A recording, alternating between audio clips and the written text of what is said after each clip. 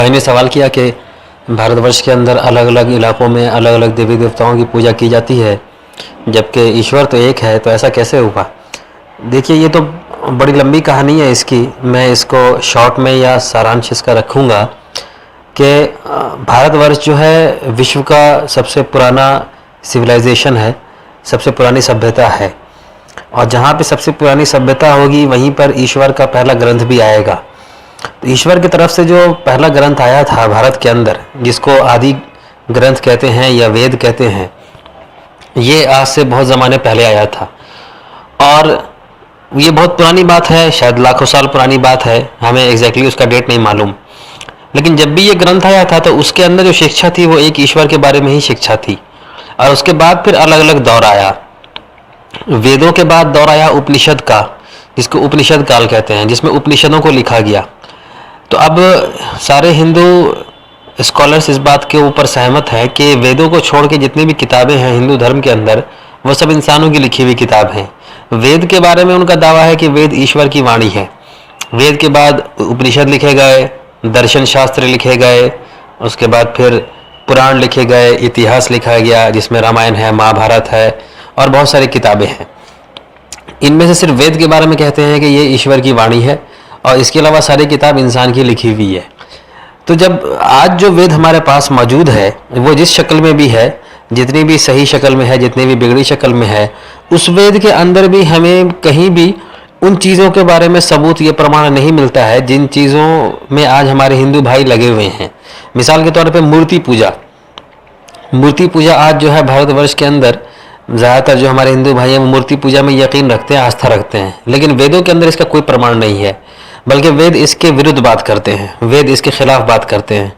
उसी तरह एक और कंसेप्ट है हमारे यहाँ आज भारतवर्ष के अंदर, बहुदेववाद। बहुत सारे देवी देवताओं का तस्वुर कि इंद्र जो है वो पानी के देवता हैं, ब्रह्मा जो है वो सृष्टि करता है, शिव जो है वो एक अलग देवता हैं जो संहार करने वाले हैं, विष्णु एक अलग देवता हैं जो पालन करने वाले हैं, उसी तरह धन की देवी लक्ष्मी एक अलग देवी है। तो ये सब चीज़ें आज मान्यता बन गई हैं, लेकिन वेदों के अंदर इनका आधार नहीं है। मैं मिसाल के तौर पे आपको कुछ चीज़ों के बारे में बताऊं तो जब आप ऋग्वेद के अंदर पहले मंडल के 164वें सूक्त के 46वें मंत्र को पढ़ेंगे तो वहाँ पर उसी एक ईश्वर के अलग अलग गुणात्मक नामों को लिया गया है, उस एक ईश्वर के अलग अलग एट्रीब्यूटिव्स नेम्स को लिया गया है और कहा गया है कि तुम ही इंद्र हो, तुम ही वरुण हो, तुम ही मातृश्वा हो, तुम ही गुरुतमान हो, तुम ही यम हो। और इन सारे नामों को लेने के बाद कहा गया कि एकम सद्विप्रा बहुधा वदंती, कि उस एक सत को ज्ञानी लोग अलग अलग नामों से पुकारते हैं। तो ये जो अलग अलग नाम था, ब्रह्मा, विष्णु, महेश, लक्ष्मी, सरस्वती, ये सब उसे एक ईश्वर के अलग अलग गुणात्मक नाम थे। लेकिन बाद में ऐसा हुआ कि समय के साथ लोगों ने इनको अलग अलग देवी देवता ही बना लिया, और जब इनको अलग अलग देवी देवता बना लिया तो फिर इनके अलग अलग चित्र बन गए, इनकी अलग अलग तस्वीर बन गई, इनके बारे में अलग अलग किस्से कहानियां निकल गए, इनके जन्म के बारे में बातें आने लगी, इनके मृत्यु के बारे में बातें आने लगी, इनकी फिर आपस में लड़ाइयाँ, झगड़े, शादी ब्याह, ये सब वो सब किस्से कहानियां निकाल दिए गए जिसका ईश्वर से कोई ताल्लुक नहीं है। जब आप वेदों को देखेंगे तो वेदों में न मूर्ति पूजा के बारे में बात है बल्कि मूर्ति पूजा के विरुद्ध बात है। वेदों ने कहा, आप अथर्ववेद के दूसरे कांड के दूसरे सूक्त के पहले मंत्र को पढ़ेंगे तो उसमें कहा गया है, एक एव नमस्यो विक्ष वीडिया, यानी वह एक ही समस्त प्राणियों द्वारा सर झुकाने के लायक है, यानी उस एक के आगे ही सभी प्राणियों को सर झुकाना चाहिए। उसी तरह वेद ने कहा, स एष एक एक विरदेक एव, वह एक है और केवल एक है, दूसरा नहीं है। वेद ने फिर कहा, न ममार न जीरियति, ये अथर्ववेद के 10वें कांड के 8वें सूक्त के 32वें मंत्र में बताया गया। न ममार न जीरियति का मतलब है कि उसको मौत नहीं आती, वो बूढ़ा नहीं होता। तो ईश्वर को मौत नहीं आती है, जो मर जाए वो ईश्वर नहीं है, वो बूढ़ा नहीं होता, उसकी उम्र नहीं बढ़ती है।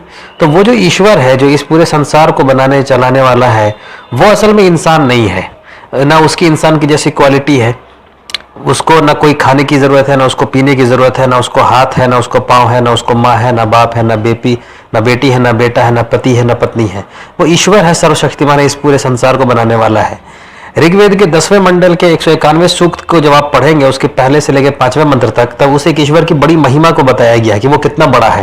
वो बताया गया कि उसने इस तरह ज़मीन को बनाया, आसमान को बनाया, ये बर्फ से ढके हुए पहाड़ों को बनाया, ये जानदार को बनाया, हर तरह के चौपाए जानवर को बनाया, चंद्रमा को बनाया, सूरज को बनाया, ये सब को बनाने वाला वो ईश्वर है। लेकिन समय के साथ साथ जैसे जैसे लोगों के अंदर ईश्वर का ध्यान हटता गया, ईश्वर की विरुद्ध बातें आती गई, तो लोगों ने अपनी किताबों में फिर नई नई चीजें डाल दी। मिसाल के तौर पे पुराणिक काल के अंदर पुराणों को लिखा गया, और पुराणों के अंदर जो है अलग अलग देवी देवता के मानने वाले अपने अपने देवी देवता के नाम पे पुराणों को लिखने लगे।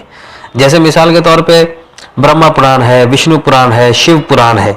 तो अब जो शिव के मानने वाले भक्त हैं, शिव के जो भक्त हैं, उन्होंने शिव पुराण के जरिए ये साबित किया कि शिव जो है वो सबसे बड़े देवता हैं और बाकी सब जो है वो कमतर कैटेगरी के देवता हैं।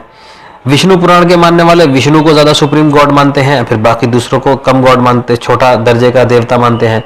ब्रह्मा पुराण जब लिखा गया तो उसके जरिए ब्रह्मा को ज्यादा ऊंचा बताया गया। तो ये सब फिर लोगों ने किया अपने हाथों से लिख के। वेद के अंदर न मूर्ति पूजा के बारे में कोई बात है, न बहुदेववाद के बारे में बात है कि ईश्वर कई सारा है, न ही अवतारवाद के बारे में कोई बात है वेद के अंदर कि ईश्वर जमीन से, आसमान से जमीन पर आता है इंसान की शक्ल में। ये वेद के अंदर आपको नहीं मिलेगा। वेद में इन सब बातों का खंडन है। वेद में एक ईश्वर के बारे में बात है। अब आप ये कहेंगे कि भाई ये सब बातें शायद मैं सिर्फ मैं कह रहा हूं। नहीं, सिर्फ मैं नहीं कह रहा हूं, ये खुद हिंदू स्कॉलर भी इस बात को जानते और मानते हैं। हिंदू धर्म के एक बहुत बड़े स्कॉलर गुजरे हैं जिनका 1991 या 89 या 90 में इंतकाल हुआ है, देहांत हुआ है, पंडित श्रीराम शर्मा आचार्य जी। पंडित श्रीराम शर्मा आचार्य जी जो है वो हिंदुओं का एक ऑर्गेनाइजेशन है बहुत बड़ा, गायत्री परिवार, वो उसके संस्थापक थे। तो उस गायत्री परिवार में आज भारत के अंदर करोड़ों लोग मानने वाले हैं। उसके संस्थापक थे पंडित श्रीराम शर्मा आचार्य जी। उन्होंने खुद इस बात को कहा है कि कैसे हिंदू धर्म में बिगाड़ आया। मैं इसका 2 सबूत आपको दूंगा। पहला सबूत यह है कि उन्होंने जो भविष्य पुराण का ट्रांसलेशन किया है संस्कृत से हिंदी में, तो उस भविष्य पुराण के ट्रांसलेशन में जो भूमिका लिखी है, किताब के शुरू में जो भूमिका होती है, उसमें उन्होंने साफ साफ ये लिखा है कि ये पुराण क्यों लिखे गए थे। इसका उन्होंने रीजन बताते हुए कहा है कि मध्यकाल में जब शूद्र जाति के लोगों को वेदों के सुनने की भी अनुमति नहीं रह गई। उन्होंने क्या कहा कि मध्यकाल में जब शूद्र जाति के लोगों को वेदों के सुनने की भी अनुमति नहीं रह गई, यानी कि पहले जो है वेद तो पढ़ना मनाही था ही शूद्रों के लिए, फिर बाद में एक ऐसा दौर आया जबकि उनके सुनने के लिए भी पाबंदी लग गई कि अब सुनना भी उनका पाप हो गया। तो फिर पंडित जी लिखते हैं कि इसके आगे कि तब निम्न कोटि के लोगों के धर्म हितार्थ के लिए पुराणों को लिखा गया। तो उन्होंने कहा कि तब ये जो शूद्र लोग हैं, जो लोग वेद नहीं पढ़ सकते, वेद नहीं सुन सकते, उनको धर्म से जोड़ने के लिए पुराणों को लिखा गया। तो पुराणों को लिखने का पर्पस था कि इन लोगों को जोड़ के रखा जाए।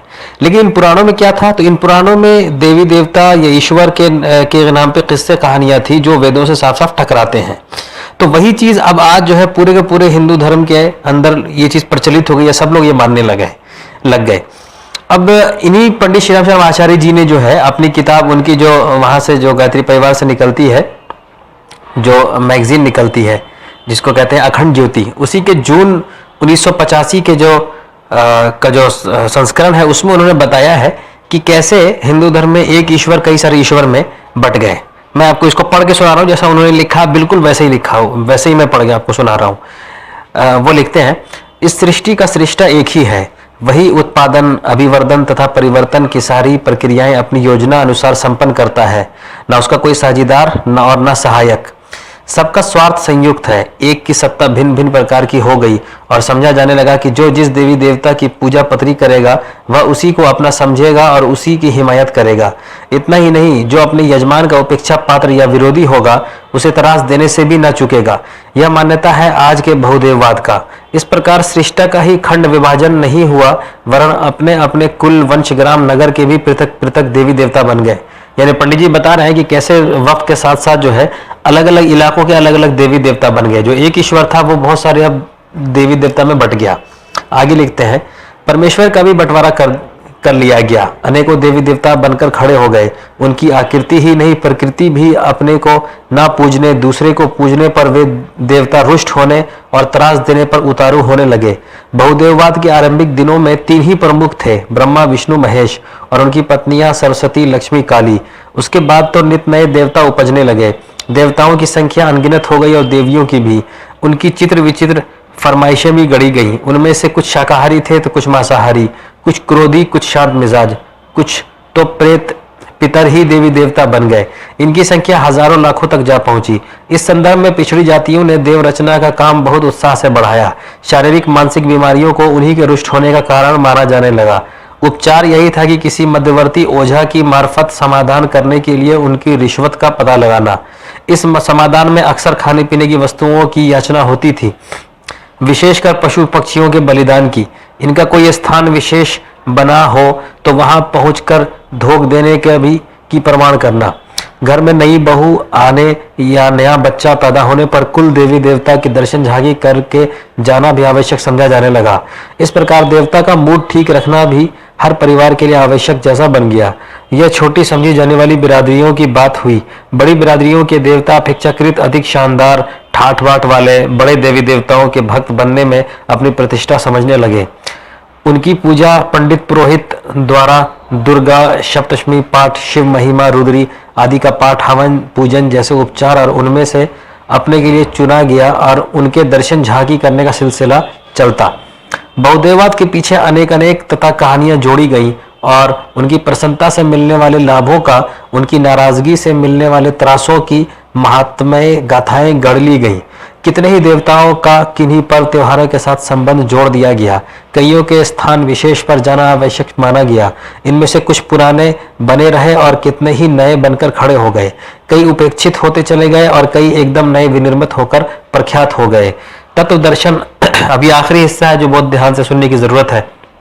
पंडित जी कहते हैं, तत्व दर्शन और विवेक बुद्धि के आधार पर यह मानना पड़ता है कि परमेश्वर एक है। संप्रदायों की मान्यता के अनुसार उनके स्वरूप और विधान सही नहीं हो सकते।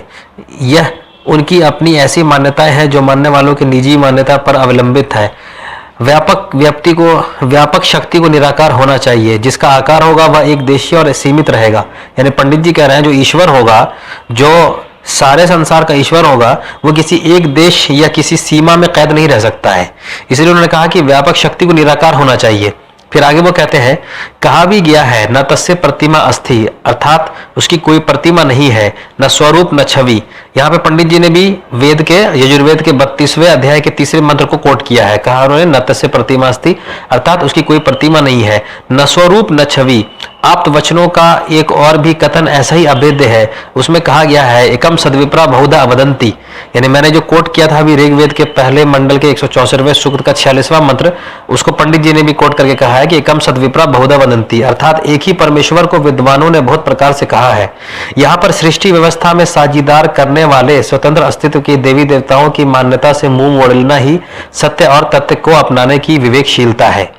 तो ये पंडित जी ने खुद बताया है कि कैसे हिंदू धर्म में अलग अलग देवी देवता बन गए। तो सारांश यह है कि एक ईश्वर था, लेकिन वक्त के साथ साथ लोग ईश्वर की शिक्षा से दूर होते गए, तो अलग अलग देवी देवता बन गए। उसके बाद ईश्वर का स्वरूप ही खो गया।